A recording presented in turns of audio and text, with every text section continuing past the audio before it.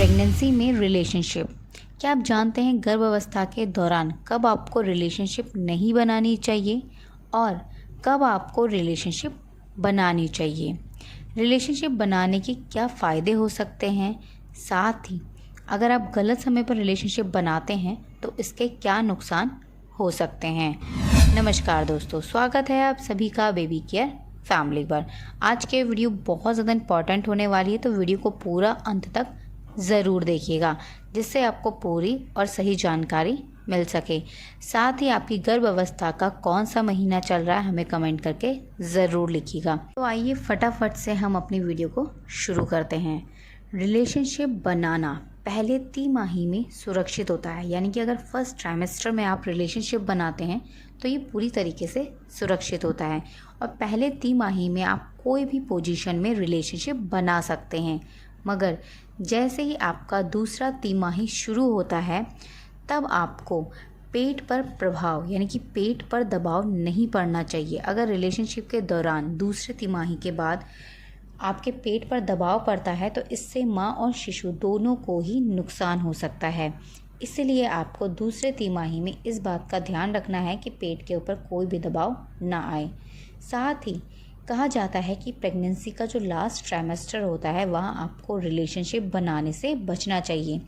मगर कुछ कंडीशन ऐसी होती हैं जहाँ डॉक्टर्स आपको खुद राय या सलाह देते हैं कि आपको लास्ट तिमाही में यानी कि आपके लास्ट ट्राइमेस्टर में रिलेशनशिप रखना चाहिए। इससे पहले हम ये जानते हैं कि जो शिशु होता है वो गर्भ के अंदर एक एमनियोटिक फ्लूइड में होता है, यानी कि एक द्रव्य की एक ऐसी थैली के अंदर होता है जहाँ अगर आप रिलेशन बनाते हैं तो शिशु पर इसका कोई भी प्रभाव नहीं पड़ता है। मगर कुछ कंडीशंस ऐसी होती हैं जहाँ डॉक्टर्स आपको रिलेशनशिप बनाने को मना करते हैं, क्योंकि माँ की जो प्रेगनेंसी है वो अनहेल्दी होती है, शिशु का विकास सही से नहीं होता या आपको कोई और हेल्थ इशू होता है, तो वहाँ पर आपको डॉक्टर्स रिलेशनशिप बनाने को मना करते हैं। तो जानते हैं कि आपको कब कब रिलेशनशिप नहीं बनानी चाहिए। नंबर 1, अगर आपको प्लेजेंटा प्रीविया की प्रॉब्लम है तो भी आपको रिलेशनशिप बनाने से बचना चाहिए।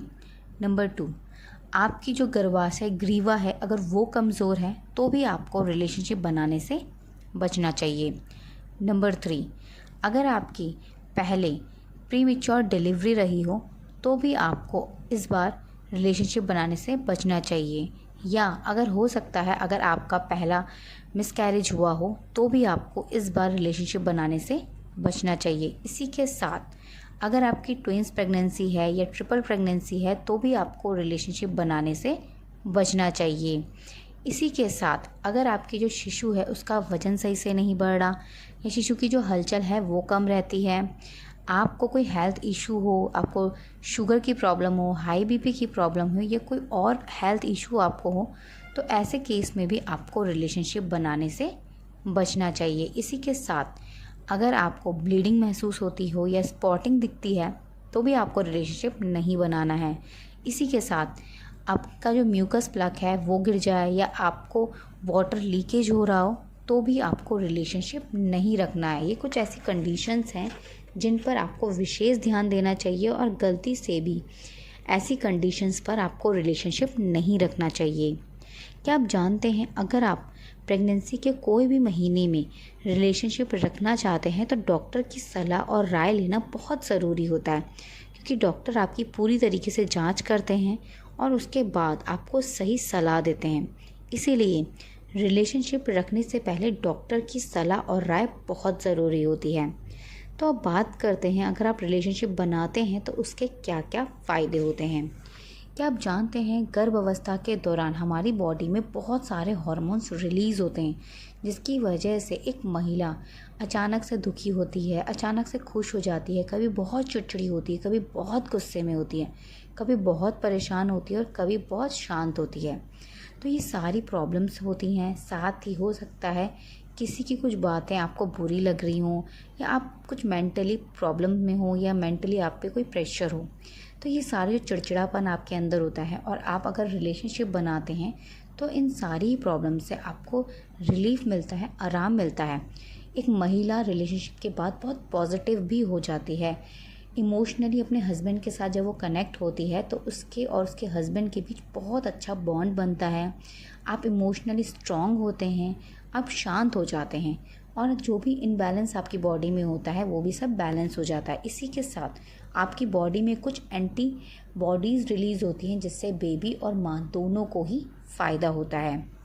नंबर 2, क्या आप जानते हैं गर्भ अवस्था के दौरान जब आप संबंध बनाते हैं इससे आपकी जो पेल्विक मसल्स होती हैं वो फ्लेक्सिबल होती हैं, जिसकी हेल्प से आपको डिलीवरी के समय दर्द कम होता है। इसी के साथ कई बार कुछ केसेस में आपकी डिलीवरी डेट निकलने के बाद भी आपको लेबर पेन नहीं आता, तो ऐसी कंडीशंस पर डॉक्टर खुद आपको 9 मंथ में रिलेशनशिप बनाने की सलाह देते हैं, क्योंकि जब आप रिलेशनशिप बनाते हैं तो आपको जो पेल्विक एरिया है उसकी मसल्स फ्लेक्सिबल होती हैं, आपकी जो लेबर पेन है वो जल्दी शुरू हो जाते हैं, आपको डिलीवरी के दौरान दर्द नहीं होता, आपकी नॉर्मल डिलीवरी के चांस बढ़ जाते हैं, आपके बच्चेदानी का मुंह ईजिली खुलने लगता है। मगर जब तक आपको डॉक्टर इस चीज़ की सलाह ना दें तब तक आपको 9 मंथ या 8 मंथ या 7 मंथ में रिलेशनशिप नहीं रखना चाहिए। रिलेशनशिप के फ़ायदे माँ और शिशु दोनों को होते हैं, मगर अगर आप गलत समय पर रिलेशनशिप रखते हैं तो इससे माँ और शिशु दोनों को ही नुकसान हो सकता है। इसी के साथ जब आप रिलेशनशिप बनाते हैं तो कुछ बातों का ध्यान रखना चाहिए। नंबर 1, आपको प्रोटेक्शन ज़रूर यूज़ करनी है। अगर आप प्रोटेक्शन यूज़ नहीं करते तो माँ और शिशु को संक्रमण होने का खतरा हो जाता है। नंबर 2, अगर फीमेल पार्टनर रिलेशनशिप के लिए तैयार नहीं है तो आपको फोर्स नहीं करना या आपको रिलेशनशिप नहीं रखनी चाहिए। इसी के साथ अगर महिला के पेट में दर्द रहता है या कमर में दर्द रहता है या बहुत ज़्यादा सूजन बॉडी में हो रही है या कोई और हेल्थ इशू हो रहा है गर्भ अवस्था के दौरान, या आपका बीपी बहुत हाई रह रहा है या बहुत लो रह रहा है, आपके अंदर आयरन की कमी या कैल्शियम की कमी या कोई और डिफिशिएंसी है, तो भी आपको रिलेशनशिप रखने से बचना चाहिए। सबसे अच्छा और सरल तरीका है डॉक्टर के पास जाइए, डॉक्टर से अपनी पूरी जांच करवाइए और डॉक्टर से सलाह लीजिए कि कब आपको रिलेशनशिप रखना चाहिए, कब आपको रिलेशनशिप नहीं रखना चाहिए, क्योंकि डॉक्टर आपको पूरी तरीके से देखने के बाद आपको एक अच्छी और सही सलाह दे सकते हैं। इससे जुड़े कोई भी अगर आपके अंदर सवाल या सुझाव हों तो प्लीज़ हमें कमेंट करके ज़रूर लिखिएगा। इसी के साथ अगर आपको वीडियो पसंद आई हो तो प्लीज़ इस वीडियो को लाइक ज़रूर कीजिएगा और अपने प्रेग्नेंट दोस्तों के साथ इस वीडियो को ज़रूर शेयर कीजिए ताकि उनको भी ये नॉलेज मिल सके और उनकी भी कुछ हेल्प हो सके।